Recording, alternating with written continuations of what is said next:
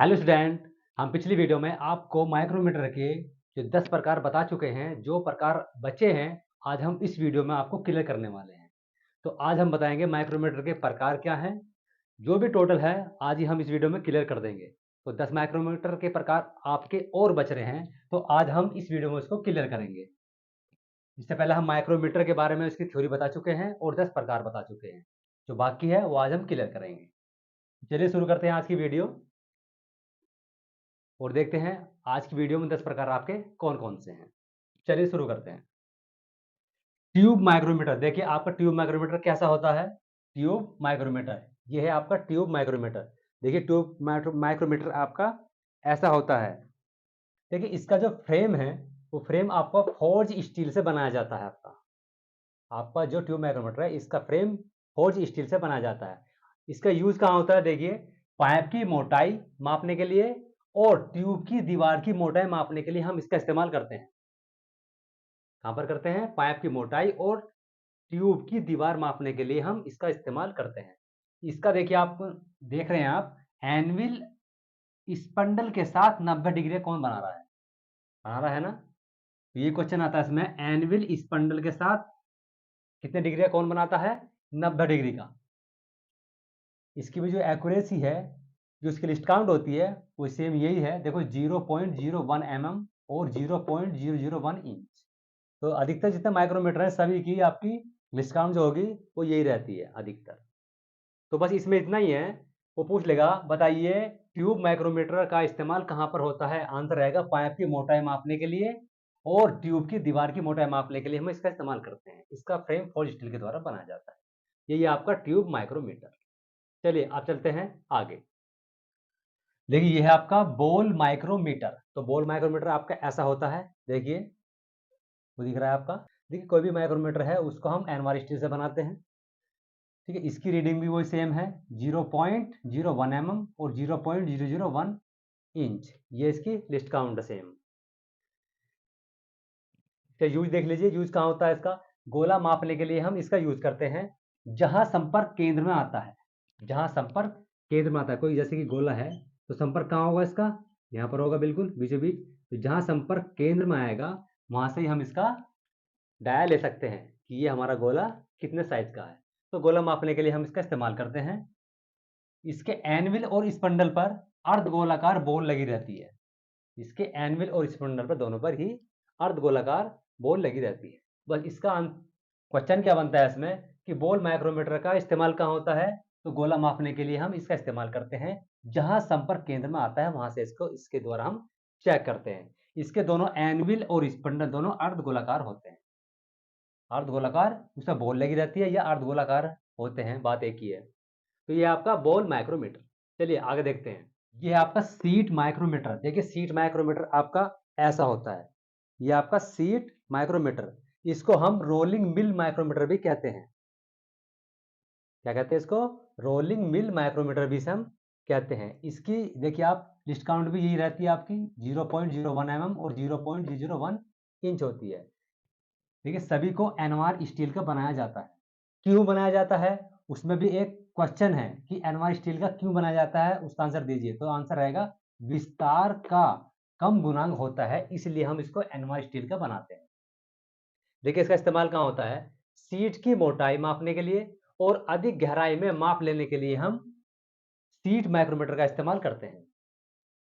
इसका जो फ्रेम है, फ्रेम देखिए, फ्रेम के द्वारा हम 50 mm से लेकर 150 mm तक गहराई में माप ले सकते हैं सीट माइक्रोमीटर के द्वारा। तो ये आपका सीट माइक्रोमीटर। इसमें क्वेश्चन ये बनेगा कि बताइए सीट माइक्रोमीटर का यूज कहाँ होता है। सीट की मोटाई मापने के लिए, अधिक गहराई में माप लेने के लिए हम इसका इस्तेमाल करते हैं। और इसको अदर नाम से जानते हैं रोलिंग मिल माइक्रोमीटर। फ्रेम के द्वारा कितनी रेंज तक हम कितनी गहराई तक माप ले सकते हैं? 50 से लेके 150 mm तक। तो ये आपका सीट माइक्रोमीटर। चलिए आगे देखिए। देखिए ये है आपका कॉम्बी माइक्रोमीटर। देखिए कॉम्बी माइक्रोमीटर आपका ऐसा होता है। ये आपका कॉम्बी माइक्रोमीटर। देखिए इसका इस्तेमाल हम कहाँ करते हैं? बाहरी माप लेने के लिए। जैसे हम आउटसाइड माइक्रोमीटर का इस्तेमाल करते हैं उसी तरह हम इसका भी इस्तेमाल करते हैं। तो बाहरी माप लेने के लिए हम इसका इस्तेमाल करते हैं। इसको हम संयुक्त माइक्रोमीटर भी कहते हैं और एक आधुनिक माइक्रोमीटर भी कहते हैं इसको। ये एक आधुनिक माइक्रोमीटर भी है और एक संयुक्त माइक्रोमीटर भी है। देखिए इसके द्वारा इसकी रीडिंग चेंज हो गई है। देखिए इसके द्वारा 0.001 mm की एक्यूरेसी में किसी भी कंपोनेंट को चेक कर सकते हैं।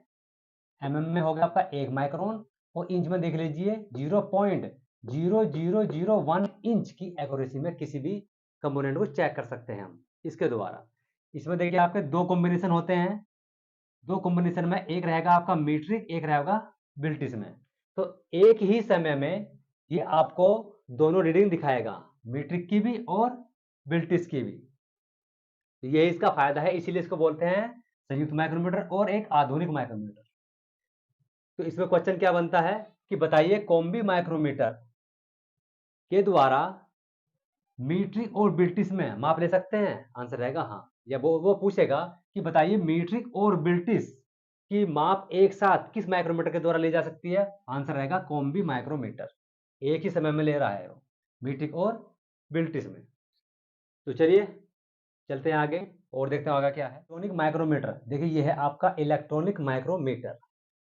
इसकी देखिए रीडिंग देख लीजिए। सबसे पहले बदल गया इसकी भी, 1 माइक्रोन की एक्यूरेसी में ये इससे हम चेक कर सकते हैं, यानी कि 0.001 mm और 0.0001 इंच तक हम इससे कोई भी कंपोनेंट को चेक कर सकते हैं। विभिन्न रेंजों में हमें ये मिलते हैं आपके इलेक्ट्रॉनिक माइक्रोमीटर। इसका यूज कहाँ करते हैं? बाहरी माप लेने के लिए हम इसका इस्तेमाल करते हैं। देखो स्पंडल जो है आपका पुश बटन के द्वारा खुलता है। इसका जो स्पंडल है पुश बटन के द्वारा खुलता है। देखो इसमें एक आपका पुश बटन दिखाया गया है जो स्पंडल को खोलता है। पुश बटन स्पंडल को हमारे खोलता है। इसी पर एक डायल दिखाया गया है। देखो पुश बटन पे आपका एक डायल है जिस पर इसकी रीडिंग आती रहती है। तो ये आपका इलेक्ट्रॉनिक माइक्रोमीटर, इसका काम सिर्फ यही है कि बाहरी माप लेने के लिए हम इसका इस्तेमाल करते हैं और इसके द्वारा हम 1 माइक्रोन तक की एक्यूरेसी में चेक कर सकते हैं। ये पूछ लेगा, बता सकता है कि पुश बटन के द्वारा किस माइक्रोमीटर का स्पंडल ओपन होता है? तो आंसर रहेगा आपका इलेक्ट्रॉनिक माइक्रोमीटर। चलिए अब देखते हैं आगे। आगे क्या है? देखिए ये है आपका वी एनविल माइक्रोमीटर। देखिए इसका इस्तेमाल हम कहाँ करते हैं? सेंटरलेस जॉब चेक करने के लिए हम इसका इस्तेमाल करते हैं। इसका स्पेंडल नुकीला होता है।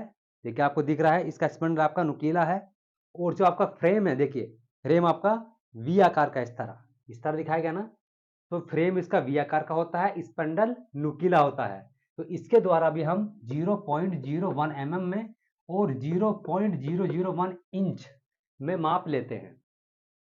इसका इंक्लूड एंगल कितना होता है आपका? जो फ्रेम का वी है उसका इंक्लूड एंगल होता है आपका 60 डिग्री का। इसके द्वारा मापी गई माप 3D/2 होती है इसकी मापी गई माप। तो ये आपका वी एनुअल माइक्रोमीटर। इसमें क्वेश्चन क्या बनता है बताइए? इसका यूज कहाँ करते हैं हम? सेंटरलेस जॉब चेक करने के लिए हम इसका इस्तेमाल करते हैं और इसका इंक्लूड एंगल कितना होता है? 60 डिग्री। ये आपके क्वेश्चन बनते हैं और मापी गई माप 3D/2 होती है। तो इसके क्वेश्चन बनते हैं ये। चलिए चलते हैं आगे। यह है आपका ब्लेड टाइप माइक्रोमीटर। देखिए वो कैसा होता है? ऐसा होता है। इसका इस्तेमाल देखिए कहाँ होता है? की वेज कटी शाफ्ट का माप लेने के लिए हम इसका इस्तेमाल करते हैं। कहाँ पर? की वेज कटी शाफ्ट का माप लेने के लिए हम इसका इस्तेमाल करते हैं। यह साधारण माइक्रोमीटर की तरह रहता है सेम। तो इसकी रेंज जो होगी आपकी मापने की, जो आपकी एक्यूरेसी होगी, जो लिस्ट काउंट होगी, वो भी सेम रहेगी। क्या है इसकी? 0.01 mm और 0.001 इंच सेम है। अब देखिए जो इसका एनविल और स्पंडल है, एनविल और स्पंडल आगे से पतले होते हैं। एनविल व स्पंडल आगे से पतले होते हैं। देखिए आप दिखा रहा है ना उसमें आपके एनविल व स्पंडल आगे से पतले होते हैं। जो स्पंडल है वो घूमता नहीं है। जो इसका स्पंडल है वो घूमता नहीं है। थिम्बल के दबाव से स्पंडल आगे पीछे चलता है। किसके?